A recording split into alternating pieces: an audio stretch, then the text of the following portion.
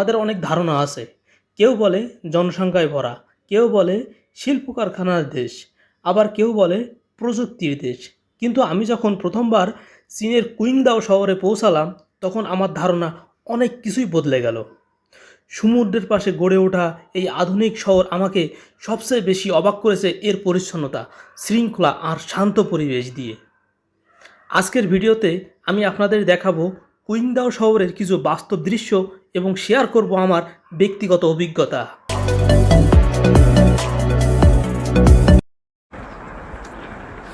আসসালামু আলাইকুম। আমি এখন আছি চায়নার চিংদাও শহরে। এটা সমুদ্রের ধারে। এখানে সূর্যের প্রচণ্ড আলো আছে, কিন্তু শীত প্রচণ্ড। এখন সকাল 11টা বাজে, কিন্তু এখন এখানে চলতেছে -3 এবং বেশ ভালো বাতাস।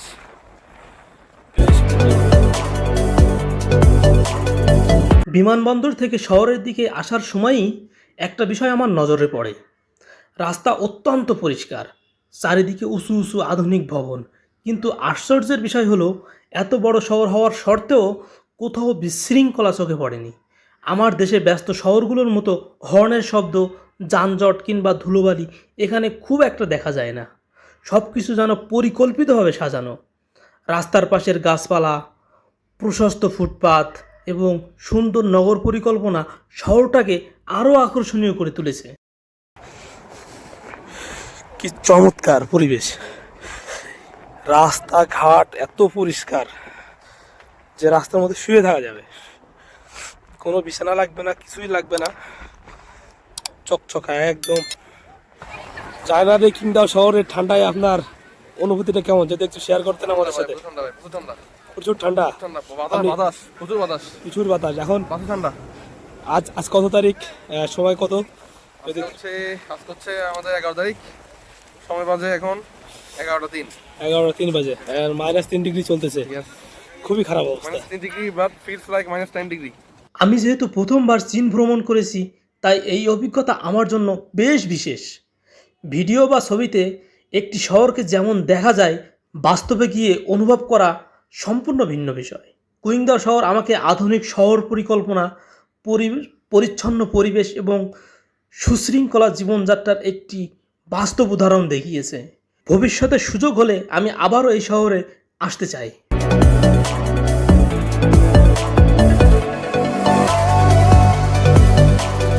হ্যালো রিয়াহাও ভাই, আপনি এই শীতে কি আপনার দাঁত ঠিক আছে? জমা যাচ্ছে না তো? সব ঠিক আছে, সব ঠিক আছে না? আমি সুস্থ আলহামদুলিল্লাহ। এই যে আমরা তো হ্যান্ড গ্লাভ লাগাই, এই অবস্থা। হ্যান্ড গ্লাভ লাগাই।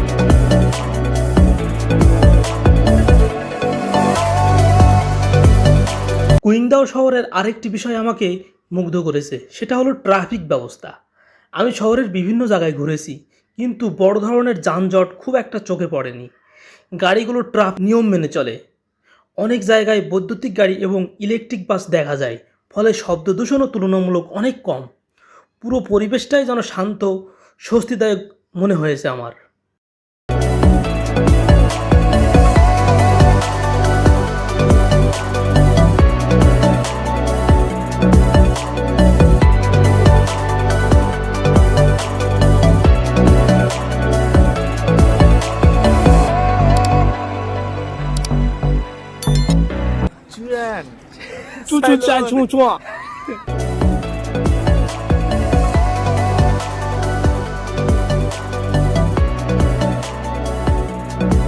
কুইংদাও শহরের সবচেয়ে বড় আকর্ষণগুলোর মধ্যে একটি হলো এর সমুদ্র উপকূল। শহরের অনেক অংশ থেকেই সমুদ্র দেখা যায়। উঁচু ভবন আর নীল সমুদ্রের এই মিশ্রণ শহরটিকে একটি আলাদা সৌন্দর্য দিয়েছে। সৈকতের পাশে হাঁটতে হাঁটতে মনে হয়েছে আধুনিক নগর জীবন এবং প্রকৃতি এখানে খুব সুন্দরভাবে একসাথে অবস্থান করছে। দিনের বেলায় যেমন সুন্দর লাগে, তেমনি সন্ধ্যার পর শহরের আলো জ্বলে উঠলে পুরো পরিবেশ আরও মনোমুগ্ধকর হয়ে ওঠে।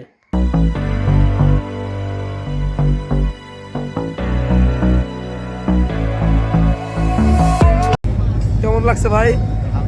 দারুণ লাগছে না? হ্যাঁ দাদা, সেই ভাই চল চল চল।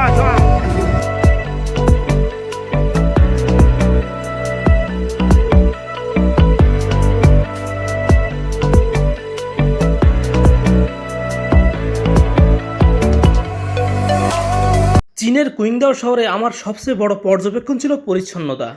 রাস্তার পাশে ময়লা খুব কম দেখা যায়, ফুটপাত পরিষ্কার, পাবলিক জায়গাগুলোতে বেশ গোছানো। এটা শুধু সরকারের কাজ নয়, নাগরিকদের সচেতনতাও এখানে গুরুত্বপূর্ণ ভূমিকা রাখছে বলে আমার মনে হয়েছে। একটি শহরকে সুন্দর রাখতে শুধু অবকাঠামো নয়, মানুষের মানসিকতাও সমান গুরুত্বপূর্ণ। কুইংদাও শহরে ঘুরে আমার অন্তত সেটাই মনে হয়েছে। কি চমৎকার পরিবেশ, রাস্তাঘাট এত পরিষ্কার যে রাস্তার মধ্যে শুয়ে থাকা যাবে, কোনো বিছানা লাগবে না, কিছুই লাগবে না, চকচকা একদম।